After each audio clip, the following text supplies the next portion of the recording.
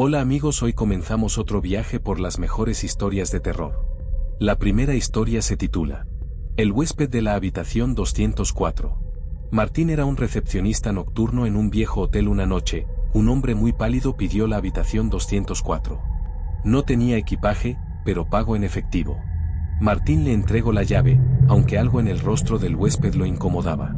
Horas después, un grito desgarrador lo hizo correr escaleras arriba. La puerta de la 204 estaba cerrada, pero de adentro sale un frío antinatural. Al abrir, la habitación estaba vacía. Solo el espejo del baño estaba empañado, y tenía escrito 3 palabras con un dedo invisible. Él ya volvió. Martín revisó los registros del hotel. La habitación 204 estaba clausurada desde 1993. Allí se había suicidado un hombre. Con el mismo rostro que el huésped de esa noche, y ahí todo comenzó de nuevo. Bueno, espero que les haya gustado. Empecemos con la segunda historia. La cuna vacía. Laura y su esposo perdieron a su hijo recién nacido por complicaciones en el parto. Devastados, dejaron el cuarto del bebé tal como estaba, sin atreverse a entrar. 2 semanas después, en medio de la madrugada, Laura despertó al escuchar un suave llanto. Provenía del cuarto. Temblando, abrió la puerta. La cuna estaba vacía, pero se movía suavemente, como si alguien acabara de dejar a la niña ahí. Y entonces, Laura escucha una voz diminuta que susurró débilmente dentro de la cuna. Mami. ¿Por qué me dejaste? Así terminamos esta historia. Seguimos con la tercera historia. La voz en la grabación. Lucía compró una grabadora vieja en un mercado de pulgas.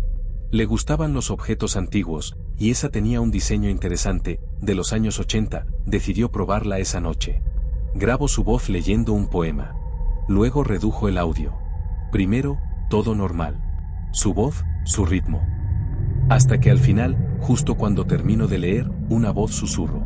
¿Por qué me despertaste? Lucía se quedó helada. Rebobinó y volvió a escuchar. La misma frase, el mismo tono, pero no era su voz. No había nadie más en el departamento. Pensó que era una broma, una distorsión, pero cada vez que grababa algo nuevo, la voz volvía. A veces preguntaba cosas, ¿dónde estoy? ¿Me ves? Otras veces simplemente reía o susurraba su nombre. Una noche, se arma de valor. Encendió la grabadora y dijo con voz firme. ¿Quién eres? Silencio. Reprodujo la cinta. La respuesta. Llego tras unos segundos. Soy tú cuando ya no estés. Desde entonces, la voz comenzó a hablar más. No en cada grabación, sino cuando menos lo esperaba. Comentaba cosas que solo Lucía sabía. A veces hablaba de cosas que aún no habían pasado, pero luego se cumplían. Una noche, la voz le dijo. Mañana, a las 6:13, no abras la puerta. A la mañana siguiente, a esa hora exacta, ¿al quién toco? Insistió. Golpeó con fuerza. Pero Lucía no se movió. Nunca supo quién o qué era. Pero desde entonces, la grabadora se enciende sola, y en la cinta solo se escucha su propia voz. Llorando. Y así hemos terminado esta historia. Continuemos con este maratón de relatos de terror. Continuemos con la siguiente historia. Los pasos del campanario. En una iglesia colonial del siglo XVIII, ubicada en el corazón de una ciudad antigua, existe una leyenda que pocos se atreven a contar.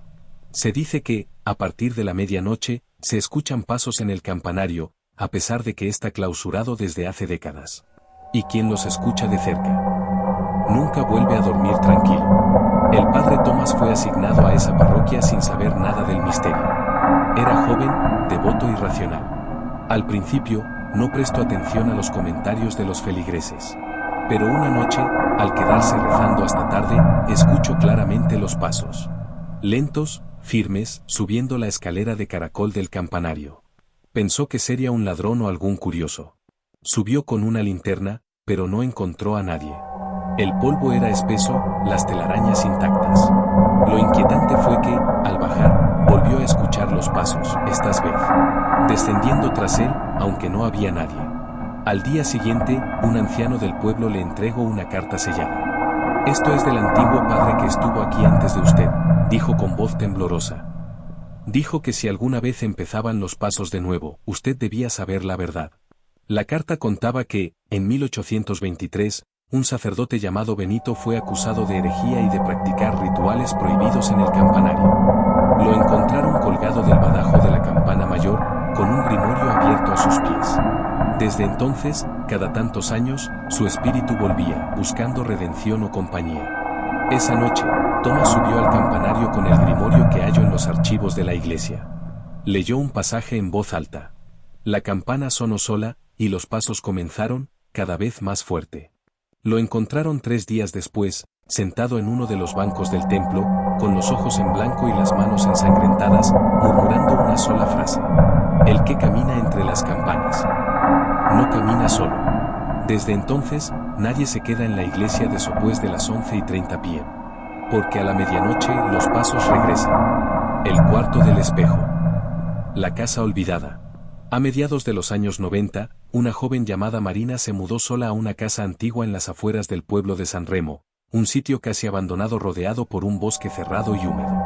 Ella era estudiante de historia, y la propiedad había pertenecido a un excéntrico coleccionista del siglo XIX que desapareció sin dejar rastro. La casa estuvo cerrada por más de 80 años. Nadie la quería. Decían que estaba maldita. El dueño anterior, según rumores locales, construyó un cuarto oculto en el sótano, donde guardaba objetos prohibidos, espejos rotos, retratos sin rostro, y artefactos que nadie quería cerca. Pero lo más perturbador era el gran espejo sin reflejo, que, según los aldeanos, mostraba cosas que no existían en este mundo. Marina, incrédula, pensó que eran cuentos de viejas. Se instaló, limpió el polvo acumulado, y comenzó a investigar la historia del lugar, con la intención de escribir una tesis. Un día encontró una puerta oculta tras una estantería del sótano. Crujía como si nunca hubiera sido abierta en décadas. Al empujarla, descubrió una pequeña habitación, oscura y húmeda. En el centro, cubierto por una sábana sucia, estaba el espejo. Era enorme, ovalado, con un marco tallado en madera negra que parecía retorcerse en formas extrañas. Lo limpió con un trapo y lo apoyó contra la pared, pero al mirarse, no se vio a sí misma. El espejo mostraba la habitación, sí, pero sin ella. En vez de su reflejo, vio a una mujer de espaldas, con el cabello largo y sucio, parada justo donde ella debería estar. Cuando se dio vuelta, no había nadie. Miró el espejo otra vez, la mujer se había acercado un poco más. Marina creyó que era su imaginación. Cerró la habitación con llave y trató de olvidarlo. Las noches se volvieron pesadas. Escuchaba pasos, respiraciones detrás de la puerta, susurros que repetían su nombre. Marina. Una madrugada, el espejo apareció en su habitación. No sabía cómo había llegado ahí. No recordaba haberlo movido. Pero ahí estaba. Esta vez, la mujer del reflejo ya no estaba de espaldas. La miraba directo, con los ojos completamente negros y una sonrisa imposible. El teléfono no funcionaba. El auto no encendía. El bosque alrededor se había cubierto de niebla densa, como si quisiera atraparla dentro de la casa. Las paredes comenzaron a mancharse con una sustancia negra y viscosa. Fotos que había colgado aparecían rayadas, con los rostros tachados. Las luces se apagaban solas a las 3:03 de la madrugada, y a esa misma hora, el espejo comenzaba a llorar sangre. Marina decidió huir. Intentó romper el espejo.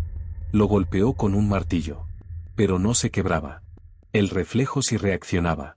La mujer del espejo comenzaba a gritar, distorsionada, rompiéndose a sí misma desde adentro. Una noche, Marina despertó con los ojos abiertos, paralizada.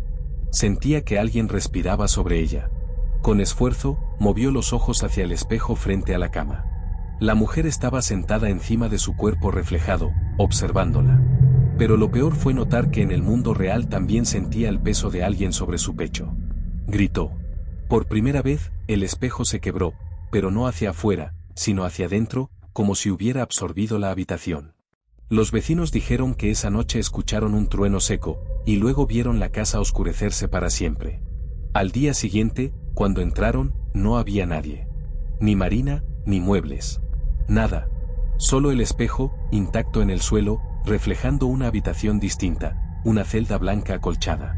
Dicen que si te miras fijamente en ese espejo durante más de 30 segundos, alguien aparece detrás de ti. Y si te gira la cabeza, no te dejará salir jamás. El pabellón 4.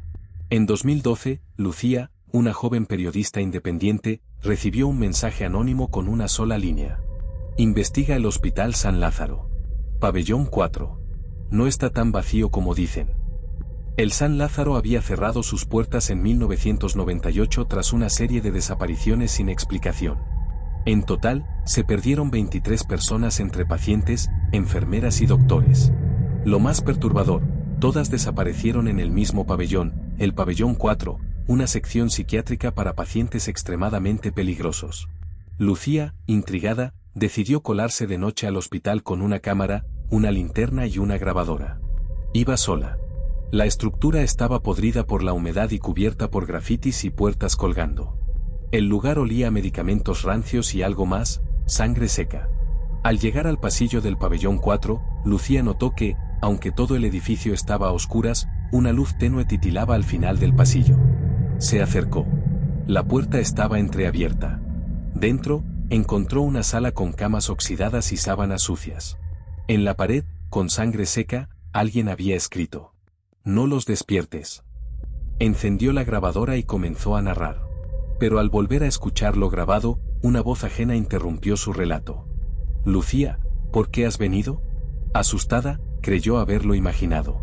Pero cuando volvió a grabar, la voz se oyó de nuevo. «Ya es tarde». Volteó hacia la puerta, ahora estaba cerrada.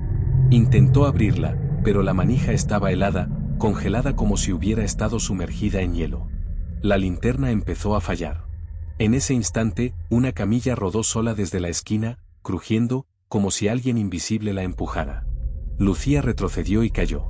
Al levantarse, notó que había huellas húmedas en el piso, pero no eran humanas, tenían dedos alargados y marcas de uñas que se arrastraban.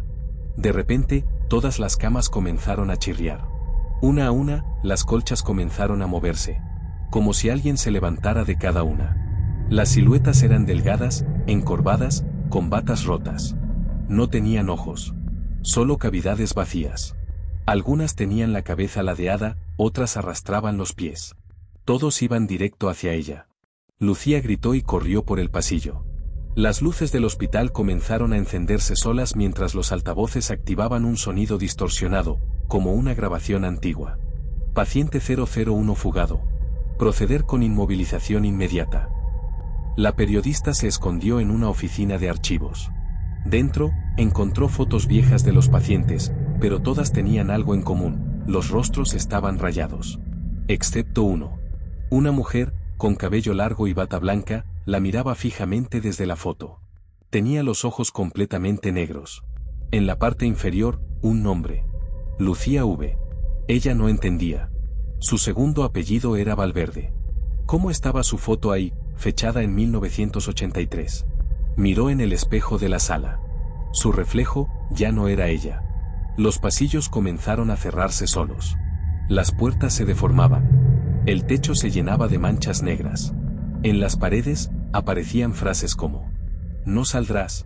Ya estuviste aquí. Bienvenida de nuevo». Lucía comenzó a recordar cosas que no eran suyas. Imágenes de electroshocks, inyecciones, gritos en celdas acolchadas, una enfermera con los dientes afilados, y el mismo doctor, una y otra vez, que le decía: «El tratamiento no ha funcionado, Lucía. Lo siento». Volvió corriendo al Pabellón 4, desesperada por salir. Pero en vez de la puerta, solo había un gran espejo. Un espejo que no reflejaba su imagen actual, sino una versión suya sentada, con la mirada vacía, atada a una camilla. Lucía cayó de rodillas. La puerta detrás se cerró de golpe. Días después, su cámara fue encontrada por exploradores urbanos. La policía revisó el material. Lo último que se oye es una respiración agitada y una voz que susurra: «Ella nunca se fue. Siempre ha estado aquí». Desde entonces, nadie se atreve a entrar al Pabellón 4. Y quienes lo hacen, cuentan que a veces ven una mujer de cabello oscuro en las ventanas, pidiendo ayuda. Pero cuando uno se acerca, ya no está afuera. Está detrás de ti. Bueno, espero le esté gustando este maratón de historias de terror. Continuemos con esta historia. Los niños del Pabellón 7. Natalia, una joven estudiante de enfermería, comenzó su voluntariado nocturno en el Hospital General de Arequipa, en un ala antigua que no se usaba desde los años 70. El Pabellón 7, según le dijeron, era una antigua área de pediatría, ahora cerrada por reformas, pero a Natalia le dieron acceso para hacer inventario de equipo olvidado. Si escuchas ruidos, no te preocupes. Los tubos son viejos, le dijo una enfermera con voz baja y ojos cansados. Y si ves a alguien, mejor no les hables, agregó sin sonreír. Natalia rió, pensando que era una broma para asustarla. La primera noche, Natalia subió sola al 7º piso. Las luces parpadeaban, y el ascensor se detenía con tirones bruscos. Al entrar al pasillo del pabellón 7, una brisa helada le erizó la piel. No había electricidad allí arriba, solo su linterna y una linterna de emergencia colgada en la pared. Las salas estaban llenas de camas oxidadas, juguetes viejos y dibujos infantiles en las paredes. Pero algo estaba mal. Muy mal. En uno de los dibujos, una niña había pintado una figura negra y alta parada junto a una camilla, con la leyenda: él dice que no debemos irnos. Natalia comenzó a escuchar risas suaves. De niños. Se asomó por un pasillo lateral y vio a un niño corriendo, pero desapareció al doblar la esquina. Cuando fue a buscarlo, encontró una bata infantil tirada en el suelo con sangre seca en el cuello. Al girar hacia la puerta, una pelota roja rodó hacia ella desde la oscuridad. La recogió con manos temblorosas. Cuando levantó la vista, un grupo de niños la observaba al fondo del pasillo. Todos tenían la piel pálida, ojeras profundas, y ojos totalmente negros. Sin decir palabra, se dispersaron. Natalia huyó del piso y bajó corriendo. Nadie le creyó. Dijeron que estaba estresada. Expedientes secretos. Obsesionada, volvió la noche siguiente. Revisó archivos en la oficina del director y encontró expedientes clasificados de niños internados en los años 60 y 70. Muchos murieron en el pabellón 7. Pero no fue por enfermedad. Los informes decían: paciente 034, sujeto no responde a tratamiento. Someter a procedimiento, eterna luz. Paciente 035, sedado para extracción de energía residual. No despertar. Lo que Natalia descubrió fue horroroso. El hospital experimentó con rituales pseudocientíficos y ocultistas para intentar curar enfermedades incurables, usando energía vital de niños. Les inducían coma, los conectaban a máquinas desconocidas, y los mantenían entre la vida y la muerte durante semanas. Al parecer, algo salió mal. Muy mal. Los niños nunca murieron del todo. Y ahora, estaban atrapados entre este mundo y el otro. El sacrificio. Esa noche, Natalia fue al pabellón por última vez. Esta vez, los niños no se escondieron. La rodearon. Le hablaban en susurros. No es tu culpa. Tú puedes ayudarnos. Él aún está aquí. Las luces se apagaron. Un chirrido terrible llenó el aire. Y desde el fondo del pasillo surgió la figura negra del dibujo. Medía más de 2 metros, sin rostro, con bata de médico, guantes de látex rotos y un estetoscopio colgando como una soga. Los niños se encogieron contra las paredes. Natalia intentó correr, pero sus piernas no respondían. El médico se acercó lentamente, levantando una jeringa oxidada y susurrando: una más, solo una más y todos descansarán. La atrapó del brazo y, justo antes de inyectarle algo negro como petróleo, uno de los niños gritó: ahora. Natalia despertó tirada en una camilla con todos los monitores encendidos. Los niños habían rodeado al médico oscuro, que ahora gritaba como si se quemara, mientras sus cuerpos brillaban como luces blancas. Uno a uno, se desvanecieron. Pero no todos. El niño que quedó. Natalia fue hallada en estado de shock. Nunca más volvió a trabajar en hospitales. Pero desde esa noche, soñaba cada vez con un solo niño. Siempre el mismo. Sentado al borde de su cama. Con la mirada vacía. Un día, en su casa, encontró en su habitación la pelota roja que había recogido aquella noche. Y una nota escrita con letra infantil. Gracias, pero me dejaste atrás. Bueno, espero le esté gustando este maratón de historias de terror. Continuemos con esta historia. El Hospital de los Susurros. La misión médica. En 2009, un grupo de médicos voluntarios fue enviado a una zona remota de la selva peruana, cerca de la frontera con Brasil. La misión, reabrir un antiguo hospital construido por misioneros europeos en los años 40, abandonado tras una epidemia que supuestamente no tenía explicación. El hospital se encontraba cubierto por la maleza, medio hundido en barro, con árboles que parecían crecer desde dentro. Lo llamaban el susurrante entre los locales, quienes advertían a los médicos: ahí no hay enfermos. Hay atrapados. Pero los doctores no creían en leyendas. El quirófano sin sombra. Entre ellos estaba doctora Andrea Beltrán, joven cirujana limeña que buscaba ayudar comunidades olvidadas. Durante las primeras noches, mientras dormían en catres dentro del hospital, comenzaron a escuchar voces que no venían de los pasillos, sino de las paredes. Decían cosas en quechua y en lenguas que ninguno entendía. Uno de los médicos, el doctor Santos, comenzó a tener pesadillas en las que abría a sus compañeros con bisturí, y al despertar, tenía las manos cubiertas de sangre. Al explorar el viejo quirófano, Andrea encontró una camilla oxidada con marcas de garras en los costados. En el techo, había colgados amuletos chamánicos mezclados con crucifijos rotos, y una extraña advertencia pintada en rojo. No despiertes lo que duerme bajo el río. El ritual prohibido. Andrea conoció a una anciana curandera local que le explicó la verdad. El hospital fue construido sobre un terreno sagrado, un punto donde los muertos no descansan. Allí, los chamanes enterraban a los voladores, personas poseídas por entidades oscuras del bosque. Cuando los misioneros construyeron el hospital, rompieron ese equilibrio. Usaron rituales de origen europeo mezclados con prácticas nativas para intentar vencer la muerte. El resultado fue una grieta entre los mundos. Al morir los primeros pacientes, sus almas no salieron del hospital. Se quedaron atrapadas, susurrando eternamente. Desde entonces, ningún espíritu puede irse. La noche del desgarro. Una tormenta terrible azotó la zona. El generador se apagó. Las velas comenzaron a apagarse solas. Los doctores, uno a uno, comenzaron a actuar extraño. Uno de ellos, con los ojos completamente blancos, se cortó la lengua con un bisturí y comenzó a escribir con su sangre en el suelo. Yo soy el canal. Él viene. El hospital comenzó a crujir como si respirara. El suelo temblaba. Desde el sótano surgió una figura cubierta en vendas negras, que caminaba lentamente dejando un rastro de podredumbre. Tenía una voz gutural que decía: uno debe quedarse, para que los demás se vayan. Andrea intentó huir, pero la puerta principal estaba sellada por raíces vivas. Los espejos reflejaban escenas del pasado, doctores haciendo rituales con órganos humanos, niños encerrados en cajas, monjas llorando mientras se arrancaban los ojos. En el centro del hospital, el altar chamánico volvió a encenderse por sí solo. Y la figura vendada le habló directamente a Andrea. Tú puedes ver. Tú debes reemplazar. Ella gritó, y todo se volvió oscuridad. Nadie regresa.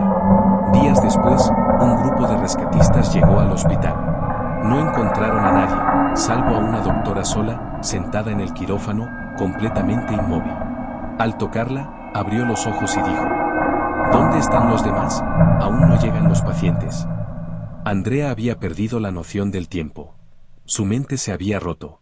Fue llevada a un centro psiquiátrico, donde cada noche, durante la madrugada, los otros pacientes aseguran que ella se levanta y camina por los pasillos, repitiendo en voz baja: uno debe quedarse, para que los demás se vayan.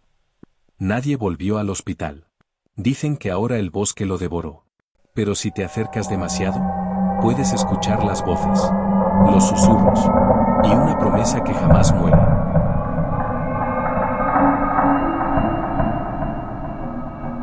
Bueno, hemos llegado hasta aquí, ya pronto subiremos más historias.